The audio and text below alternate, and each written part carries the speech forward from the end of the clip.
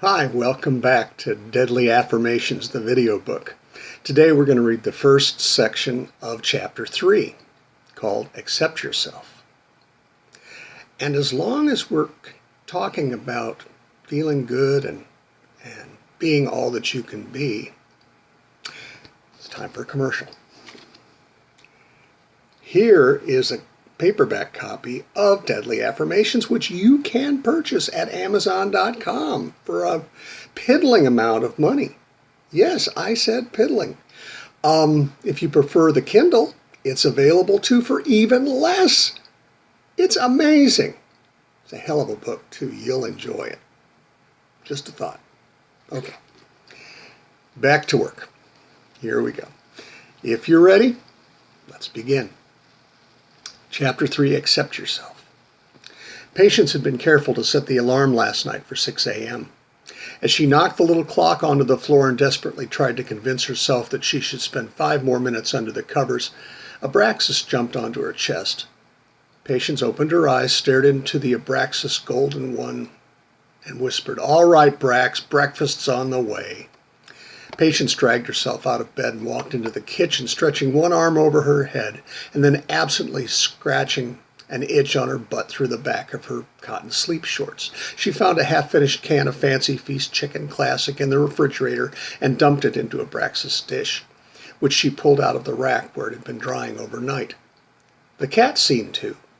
Patience walked back into her bedroom, shaking herself out of her shorts and pulling her green Alabama Shakes Lemon Flowers t-shirt off over her head. Naked as her mother bore her, she had always liked that Johnny Swift, by the time she reached the shower.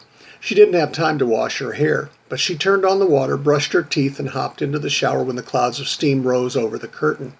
She grabbed the hand shower, hosed herself down, hung the head back on the wall, and grabbed the bar of Chanel Cocoa bath soap. It smelled so yummy that she could easily have stayed in the shower until lunch, but work called.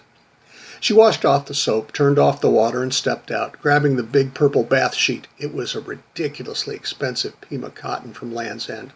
When she was dry, Patience walked back into her bedroom. Abraxas was there on the bed, waiting for her. Patience scratched the cat's head and walked to the dresser, finding her favorite Aubade Bouton de Eros white half-cup bra and Mambo l'Amour Italian briefs in the top drawer and slipping them on. She opened the second drawer and found a pretty pearl gray silk blouse and pulled it on, luxuriating in the soft touch of the silk on her skin.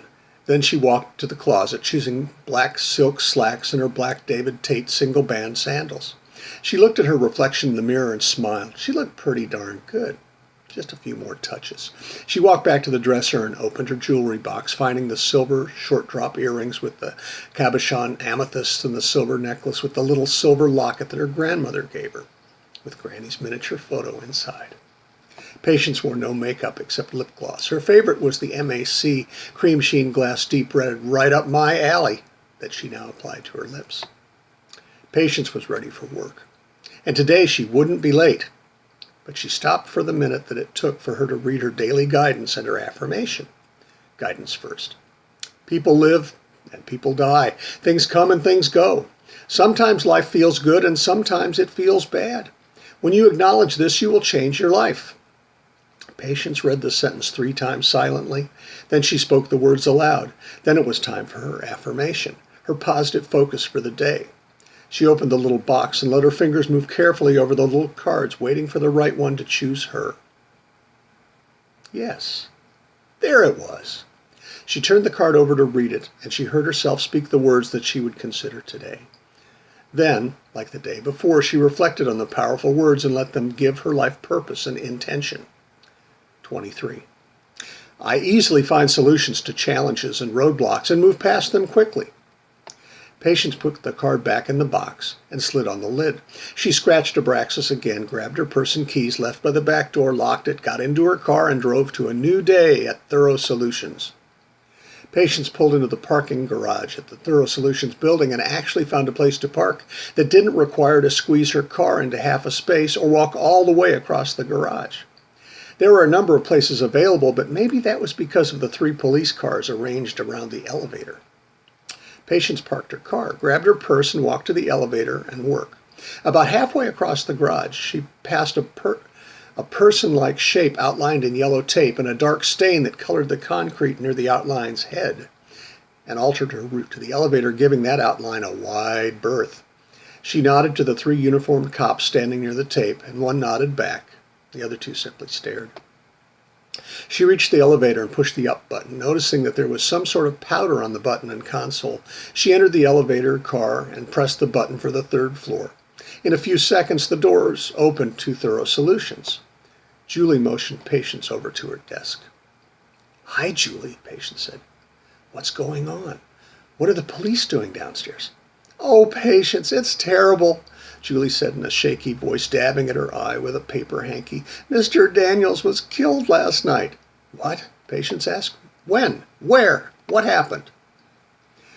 Julie dabbed at a tear that had made its way down the side of her nose and was teetering on her upper lip. "The custodians found him in the parking garage last night around 11. Someone had crushed his larynx and kicked him in the head. Then they stole his watch and his wallet and his shoes.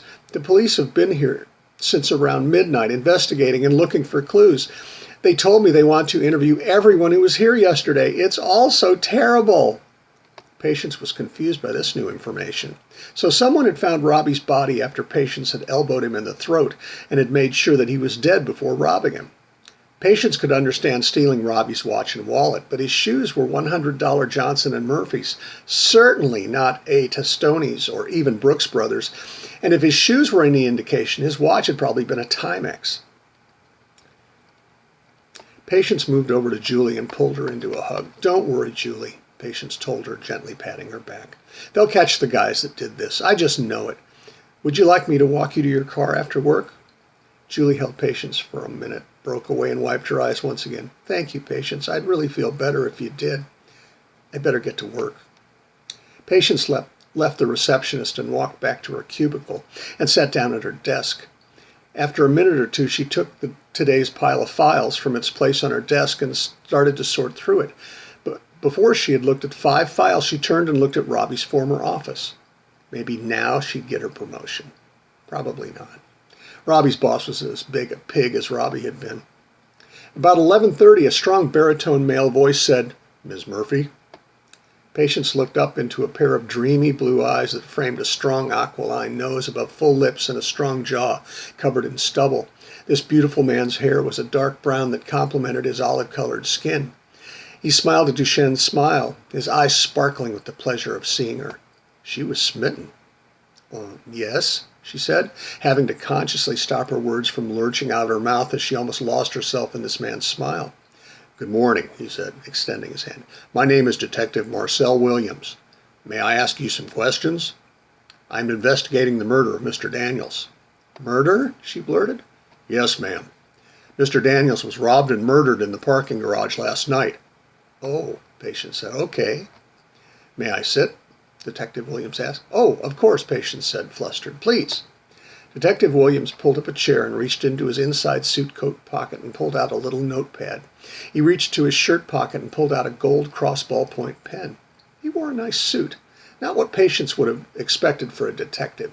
An Alexander Matussi Ami navy wool 2-button blazer, navy blue wool carrot fit trousers, and a sky blue and white striped long-sleeve cotton button-down shirt, a bolo tie with a big nugget of polished jasper with black braided leather, and red Maison Margiela 2-tone leather sneakers with gum soles. "I have just a few questions to ask about this part of the investigation. We've got some clues from the crime scene, but I really need to get an understanding of Mr. Daniels' job and the people he knew," the detective began. "Okay," Patience said. "How can I help?" Detective Williams smiled that wonderful smile again and said, "What is your full name?" "Patience Riley Murphy." "That's a pretty name. Irish, huh?" Patience smiled. "About as Irish as it gets." "Your address?" 92 2nd Street, here in River City." "Have you lived there long?" the smiling policeman asked. "I moved to River City after college when I got this job at TS. About 5 years," she told him. "TS?" Patience laughed softly. "Thorough Solutions, we all call it TS." There was that smile again. "Your job," Detective Williams said, making a note on his pad. "You were Mr. Daniels' competition for his new position, weren't you? Everyone I've spoken to here has told me that you should have gotten it instead of Daniels." Patience took half a minute. And then she said, I guess everyone knew how hard I worked for that promotion. Yes, I wanted it, but I guess the bosses thought that Mr. Daniels was better qualified or had me more seniority or something.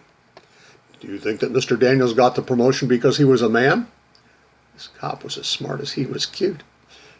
Probably, Patience told him. That's the way it is in business, I suppose. I'm smart and talented and a hard worker. If my employers don't treat me well, I can always find another job, and things will change. Do you really think so, Miss Murphy? I have to, Detective Williams. Patience looked deeply into his eyes and held his gaze for a long time. Detective Williams broke their contact. Oh, well, thank you, Miss Murphy. If I have any more questions, I'll be in touch.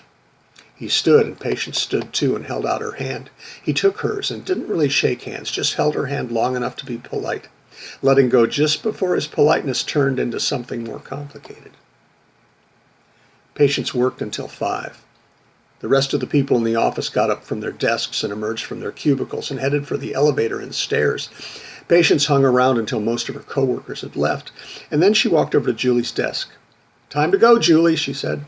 Thank heavens, Julie sighed. What a terrible day. Patience nodded and said, Let's get out of here. At least tomorrow is Friday. Julie smiled at that and took Patience's arm. Thank goodness, she said as they walked to the elevator.